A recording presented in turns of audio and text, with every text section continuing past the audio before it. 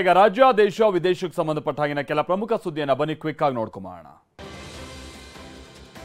ದೇಶದ 96 ಕ್ಷೇತ್ರಗಳಲ್ಲಿ ನಾಳೆ 4ನೇ ಹಂತದ ಮತದಾನ ನಡೆಯುತ್ತೆ. 10 ರಾಜ್ಯಗಳಲ್ಲಿ ಲೋಕಸಭಾ ಚುನಾವಣೆಗೆ ಮತದಾನ ನಡೆಯುತ್ತೆ. ಆಂಧ್ರ ಪ್ರದೇಶದ 25 ಕ್ಷೇತ್ರಗಳು, ಮಹಾರಾಷ್ಟ್ರದ 11, ತೆಲಂಗಾಣದ 17 ಹಾಗೆ ಉತ್ತರ ಪ್ರದೇಶದ 13 ಕ್ಷೇತ್ರಗಳಲ್ಲಿ ಚುನಾವಣೆ ನಡೆಯುತ್ತೆ. ಚುನಾವಣಾ ಆಯೋಗ ಮತದಾನಕ್ಕಾಗಿ ಸಕಲ ಸಿದ್ಧತೆಯನ್ನು ಮಾಡಿಕೊಂಡಿದೆ.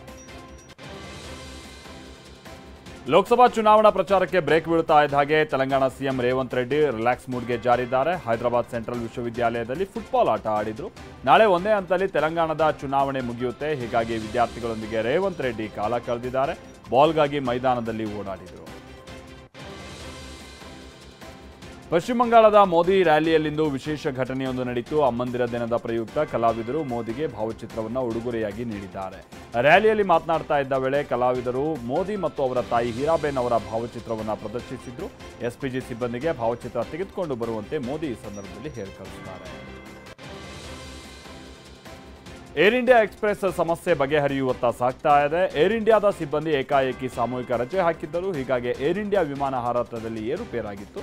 ಸದ್ಯ ಸಿಬ್ಬಂದಿ ಕರ್ತವ್ಯಕ್ಕೆ ಸೇರಿದಾರಂತೆ. ಪ್ರತಿದಿನ ಸುಮಾರು 380 ಸೇವೆಗಳನ್ನು ನಿರ್ವಹಿಸುವಂಥ ಟಾಟಾ ಗ್ರೂಪ್ ಒಡೆತನದ ಏರ್ಲೈನ್ಸ್ ಇವತ್ತು 20 ವಿಮಾನವನ್ನು ರದ್ದುಗೊಳಿಸಿದೆ. ಮಂಗಳವಾರ ಬೆಳಗ್ಗೆ ಪೂರ್ಣ ಸಹಜ ಸ್ಥಿತಿ ನಿರೀಕ್ಷಿಸಲಾಗ್ತಾ ಇದೆ.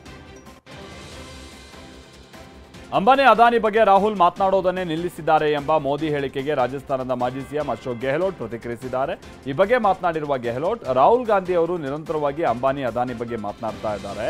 ಟೆಂಪೋಗಳ ಮೂಲಕ ಕಪ್ಪು ಹಣ ರವಾನಿಸಲಾಗ್ತಾ ಇದೆಯೇ ಅಂತ ಹೇಳಿದ್ದ ಮೋದಿ ವಿರುದ್ಧ ಸಿಬಿಐ ಹಾಗೆ ಇಡಿ ಪ್ರಕರಣ ದಾಖಲಿಸಿಕೊಳ್ಬೇಕು ಅಂತ ಒತ್ತಾಯಿಸಿದ್ದಾರೆ.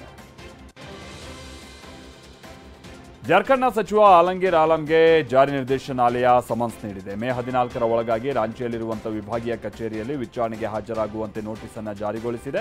ಮೇ 6ನೇ ತಾರೀಕಿನಂದು ಜಾರಿ ನಿರ್ದೇಶನಾಲಯ ದಾಳಿ ವೇಳೆ ಆಲಂ ಆಪ್ತ ಕಾರ್ಯದರ್ಶಿ ಸಂಜೀವ್ ಲಾಲ್ ಮನೆಯಲ್ಲಿ 35 ಕೋಟಿಗೂ ಅಧಿಕ ನಗದನ್ನ ಇಡಿ ವಶಪಡಿಸಿಕೊಂಡಿತ್ತು.